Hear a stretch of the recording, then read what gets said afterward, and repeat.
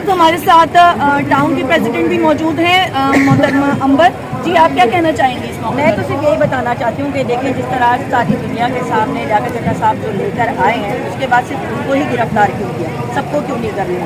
اتنا بڑا ثبوت انہوں نے میڈیا پہ آ کے دے دیا، پوری دنیا نے سن لیا، اس کے بعد بھی انتظار کیا جا رہا ہے۔ اگر ان کو کہہ دیا گیا کہ وہ ذہنی مریض ہے تو وہ اتنی بڑی سیٹ پہ کیا کر رہے تھے؟ وہ ذہنی مریض سیٹ پہ کام کر رہے تھے، ذہنی مریض نے الیکشن کرا دیا تھا، ذہنی مریض کے انڈر جو الیکشن رزلٹ تھے وہ بن رہے تھے کہ یا تو اس کو ان کو گرفتار کرے یا پھر اپنے آپ کو خود ہی سرنڈر کر دے کہ ہم اتنے نالائق ہیں کہ ذہنی مریضوں کو اتنی بڑی بڑی سیٹوں پہ بٹھایا گا۔ انہی کے تھے نا الیکشن کمیشن کے وہ جو سوتے، تو پھر ایسے ذہنی مریض تو اندر بھی ہوں گے، جو نکل کر آئے گا وہ ذہنی مریض ہو جائے گا۔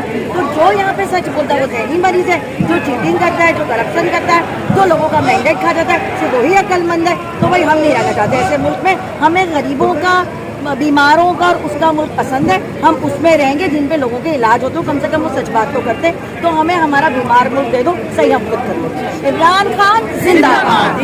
شکریہ بہت بہت۔